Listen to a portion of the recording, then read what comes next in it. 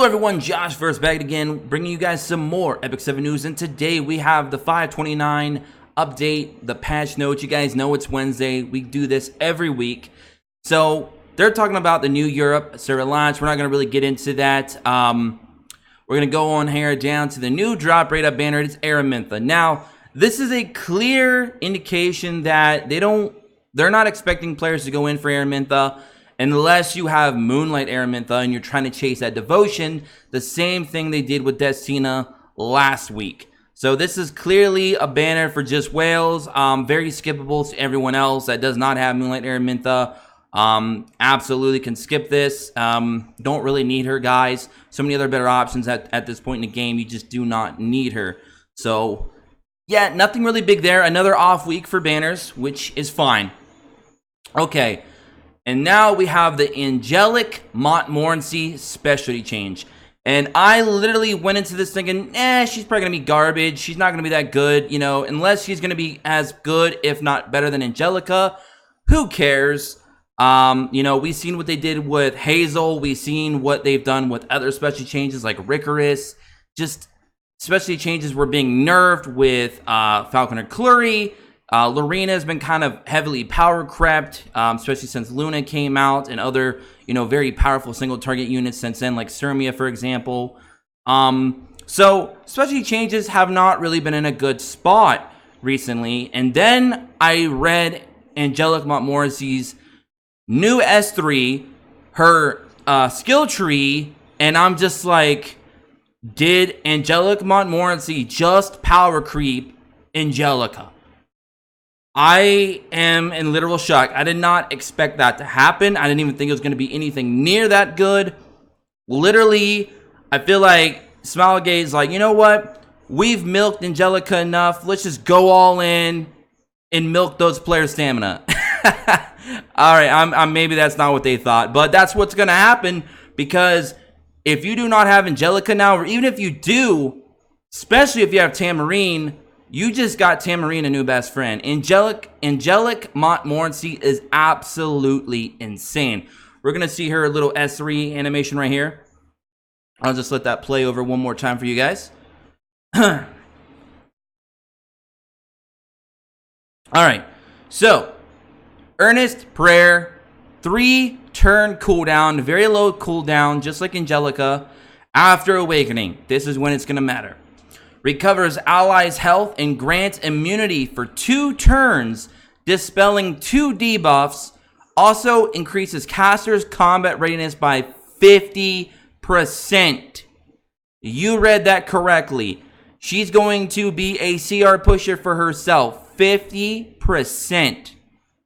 Amount recovered is proportional to the target's max health as well, which means if you have really high HP units, she's going to heal them very, very well because of, the target's max health. Very, very good there. It's always better to do that than the caster's health in certain situations. It depends. But that is very good. And if you soul burn that, the effect is granted to all allies. So it is a single target heal and a single target immunity for 2 turns, but it also dispels 2 buffs. Now, I don't believe that dispelling 2 buffs has to be on the same target that's being healed. So, for example, if you have one unit that has full HP but is like debuffed, and another unit that has is very low in HP, I think she'll heal up that one unit with HP and give them the immunity, and the other unit, she'll dispel the 2 buffs. I do believe that's how it works. I could be a little bit incorrect there. You guys can let me know in the comment section. But if you run her with Potion Veil, that is potentially 3 debuffs that she can remove on that one turn on her S3. But it doesn't stop there. The specialty change is insane, and the skill tree gets even more crazier. And we're going to talk about that in a moment as well. So the specialty change quest is right here. Sorry if that kind of blew up on you.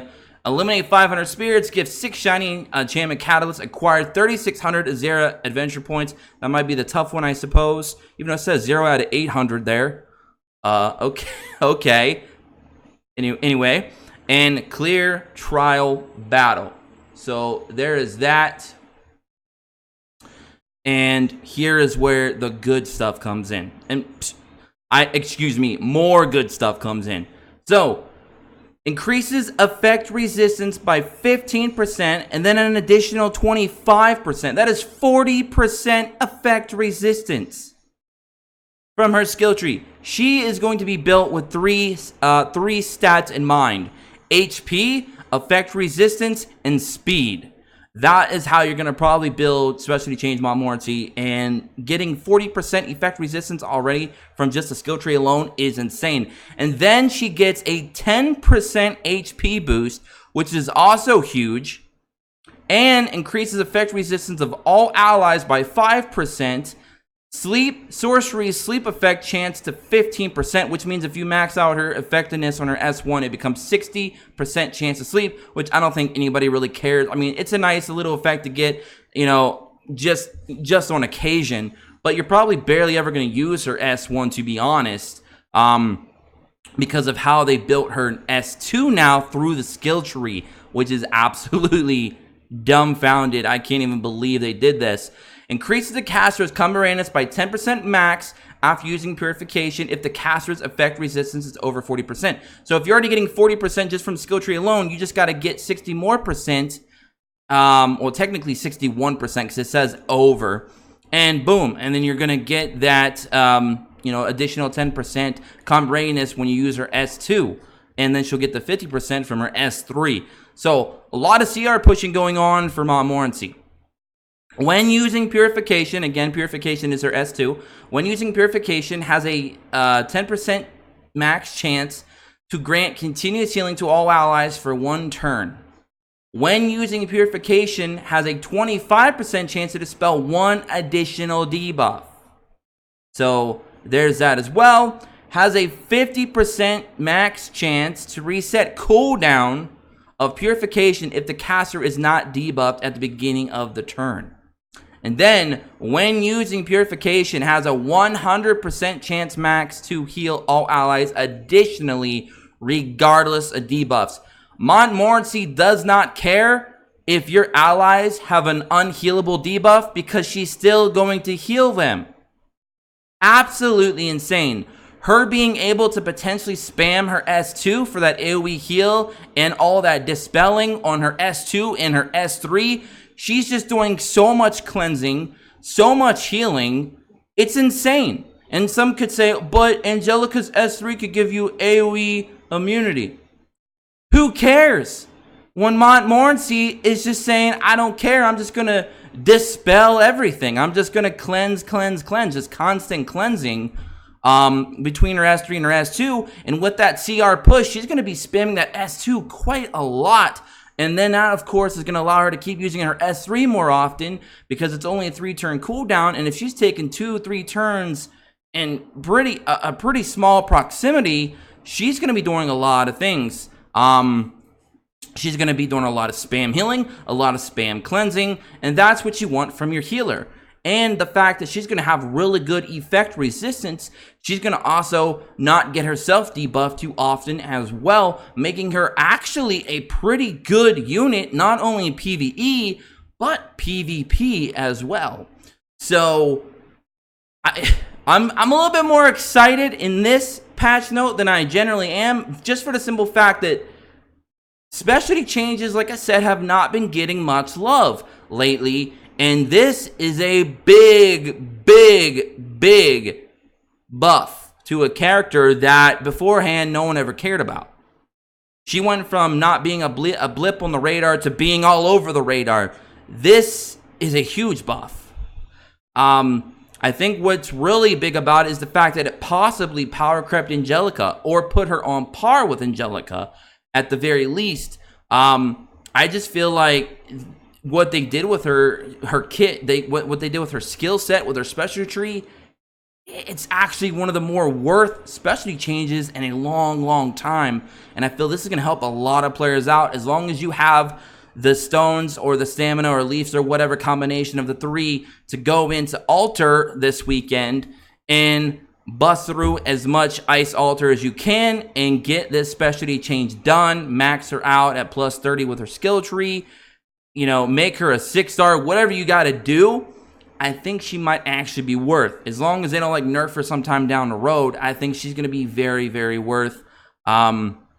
Even if they do nerf, you're going to get your resources back anyway. So, yeah, very cool. I'm a little bit in shock of what they did with Montmorancy. I honestly can't believe it. They made her actually really, really good. Enough for her, though. I'm sure a lot of you are excited about her, but let's move on.